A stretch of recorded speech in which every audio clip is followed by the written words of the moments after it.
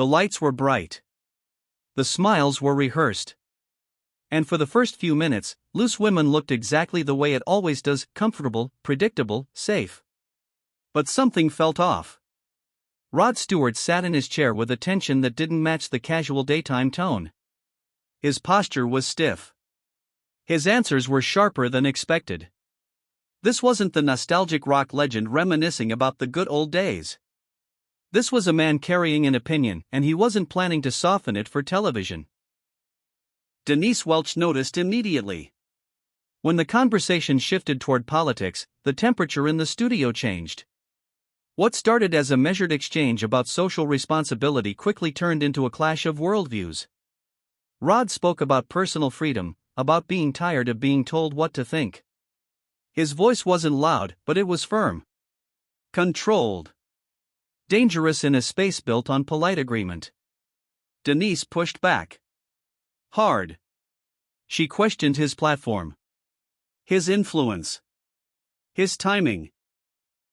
Her tone wasn't playful, it was surgical. This wasn't debate anymore, this was confrontation. Around them, the other hosts shifted in their seats. Smiles faded. The audience went quiet. Behind the cameras, producers were already signaling. This wasn't the show they had planned. Rod leaned forward, eyes locked, refusing to retreat. Denise crossed her arms, unflinching. Two public figures. Two egos. Two completely different ideas of truth, colliding live on air. And then it happened. Rod said one sentence. Not shouted. Not rehearsed. Just raw. A sentence that sucked the air out of the room. Denise's expression changed instantly. The hosts froze. The control room panicked.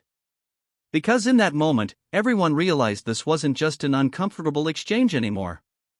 This was a line being crossed, one that daytime television was never prepared to handle. And Denise Welch was about to respond in a way that would change everything. Denise didn't hesitate. The moment Rod finished that sentence, she leaned in not as a host, but as a challenger. Her voice was calm, but it carried weight. She questioned not just his opinion, but his right to frame the conversation the way he had. This wasn't about politics anymore. This was about power. About who gets to speak freely and who gets called out for it on live television. Rod's jaw tightened. He fired back, reminding everyone that he wasn't there to be managed or softened. He spoke like someone who had spent decades saying exactly what he wanted, wherever he wanted. The politeness of daytime TV meant nothing to him in that moment. What mattered was being heard. The audience shifted. Some clapped. Others went silent. You could feel the split. Denise pushed harder. She accused him of oversimplifying complex issues, of using fame as a shield. Her words were sharp, precise, and personal. She wasn't attacking an idea anymore. She was confronting him. That's when the other hosts stepped in. Nervous laughter. Quick interruptions. Attempts to redirect the conversation back to something safer, something neutral. But it was too late. The fire had already spread. Rod waved off the interruptions, his voice rising for the first time. He wasn't shouting, but he was done being polite. Behind the scenes, producers were scrambling. Camera angles changed rapidly. A director's voice could be heard through a headset. Move on. Move on now. Then something strange happened. Rod paused mid-sentence. His microphone dipped. The studio noticed instantly. Denise noticed too. Because when a guest's mic cuts out on live television, it sends a message louder than words, and Rod Stewart had just received it. And his reaction to that silent warning was about to push this confrontation past the point of no return. The silence was deafening. Rod glanced down, then back up, fully aware of what had just happened. His microphone wasn't malfunctioning. This was a decision. A choice made somewhere behind the cameras, in a control room now operating in full panic mode. He smiled, but it wasn't warm. Denise broke the silence first, pointing out the obvious. "Are we cutting people off now?" she asked, her voice sharp, cutting through the tension. The question wasn't just for Rod. It was for the entire show. The hosts looked helpless. One tried to smooth things over, joking nervously about technical issues. Another attempted to pivot the discussion. But Rod wasn't having it. He leaned back, crossed his arms, and spoke louder, forcing the sound team to bring his mic back up. And when they did, the damage multiplied. Rod accused the show of controlling the narrative, of inviting guests only as long as they stayed inside invisible lines. His words landed hard. This wasn't just an argument anymore. It was an indictment of the platform itself. Denise stood her ground. She reminded him that this wasn't his stage alone. That responsibility comes with influence. Her voice cracked, not with weakness, but with emotion. Years of media battles sat behind her words. The audience was no longer passive. Murmurs spread. Tension thickened. Then, off camera, a producer stepped into view. Not subtle. Not hidden. A clear signal that the situation was spiraling out of control.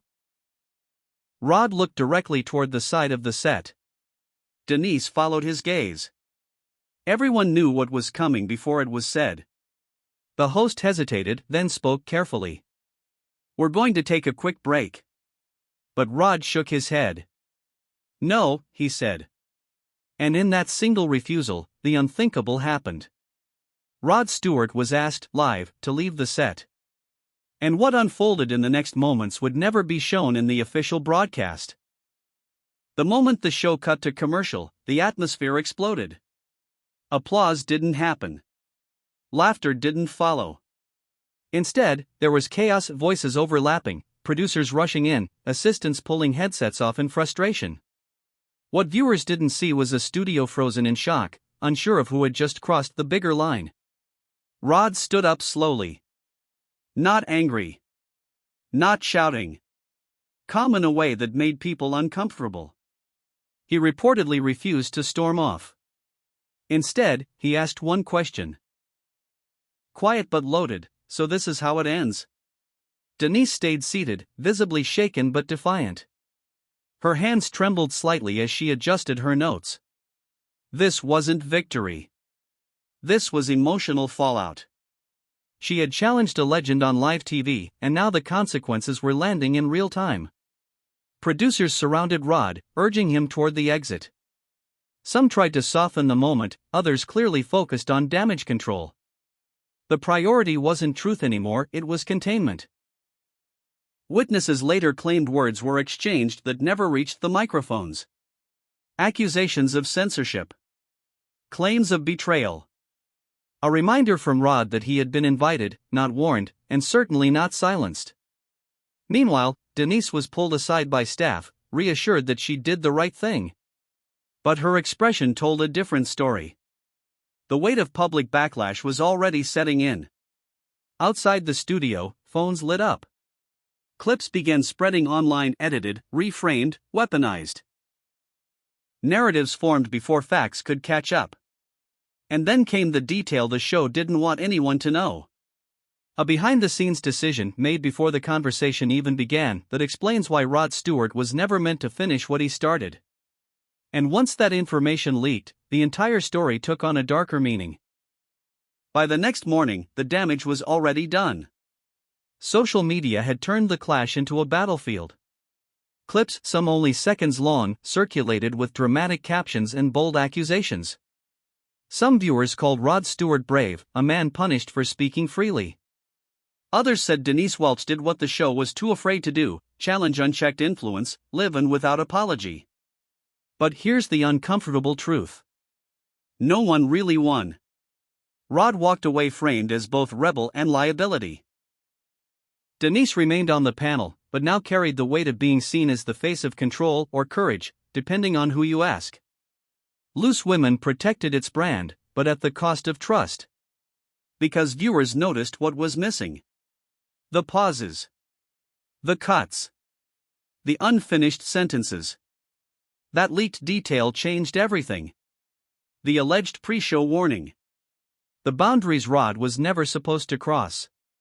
Suddenly, this wasn't about a clash of personalities. It was about who decides the limits of acceptable conversation. Was Rod kicked off for being disrespectful? Or for being unpredictable? Was Denise defending responsibility? Or enforcing silence? The studio lights went off. The show moved on. But the question didn't.